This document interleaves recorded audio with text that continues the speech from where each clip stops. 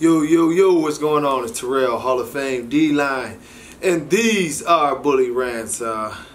Guess it's good to be back to doing a normal recording again. We'll see how this thing works out, see how the sound works and all that good stuff. But anyway, this first one is more so about a good question that I got from James Lewis. And honestly, it's a good question, and it goes back, and I think y'all heard me touch on this before.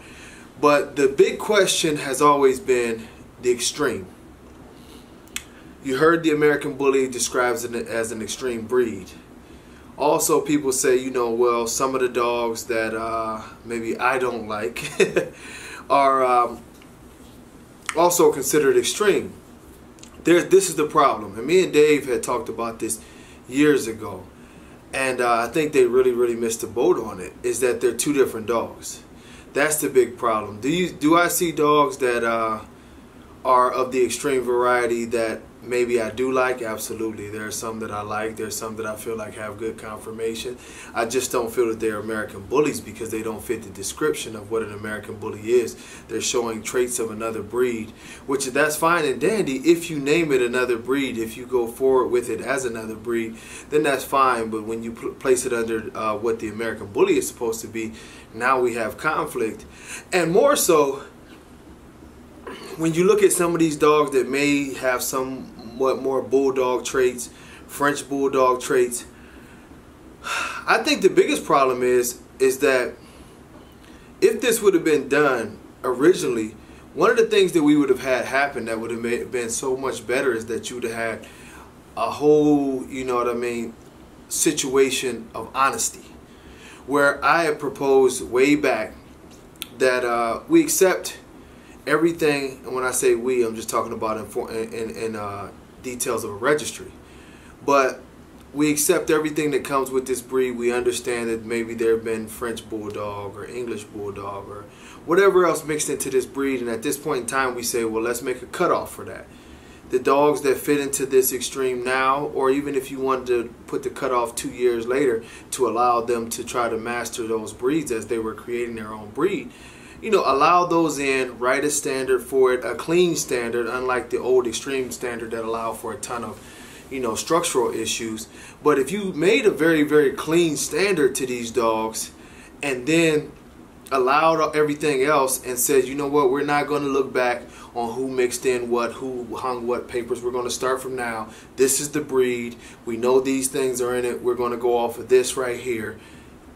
And, you know, and go forward from that point. I think you could have had something that would have been very successful, and the rules would have been set so that everybody could have succeeded. And when I say everybody, I mean also the American bully people, because a lot of the problem with what the American bully people see is that the American bully people are, as more known, the clean American bully people. You know, we know what look we're going for. We tend to go for that, you know, that cheekier, tighter skin, pit bull on steroid type of look. A ton of mass and bone. We want all those things, but we want our dogs to keep that certain look with the cheeks, the tighter skin, you know, the more almond-shaped eyes, tight feet, you know, the whole thing.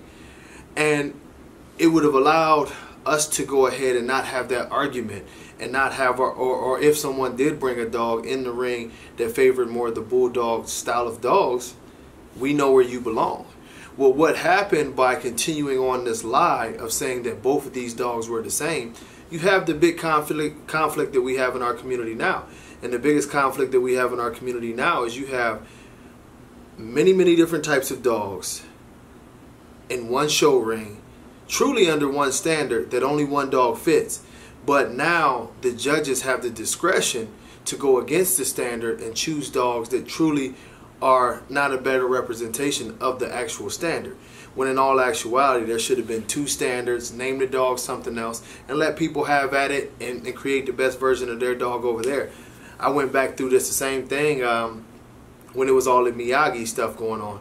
When it was all the Miyagi stuff going on, it was the same thing. You know what I mean? I felt like George missed the boat big time because with Miyagi, I felt like Miyagi himself could have been his own breed, especially once it became evident that it was this miniature bulldog and French bulldog thing that he was doing and mixing in the dogs. I said, man, why don't you just name it a breed, you know, allow certain things in your breed. You know, at that time he could have started his own registry or dog club just for that breed and push it for what it was, because people loved it. The big problem came is when you do this over here and you allow French bulldogs and miniature bulldogs and all these other bulldogs to be mixed into, you know, your dog. Now you want to bring it back into the American bully community, where this is supposed to be strictly 100% not allowed. It brings in lies, it brings in controversies, it destroys one breed, and it keeps the other breed hiding under a lie. So that was my big thing between, you know, the dogs that we know as extreme and the American bully supposed to be an extreme breed. You know, I think they're both extreme breeds, but the American bully fits up under its own category of extreme, whereas these dogs have a little more that they can do, which is more towards different bulldog traits that they're allowed to do. Honestly, if they do it the right way, I don't see anything wrong with it. I just don't think that it should be under the name of American bully. I think you should categorize it as to what it's supposed to be and perfect it. That's the same thing that happens when you make any other breed. You categorize it and you perfect it. So hopefully this helped out some. I'll catch you on the next video. Peace.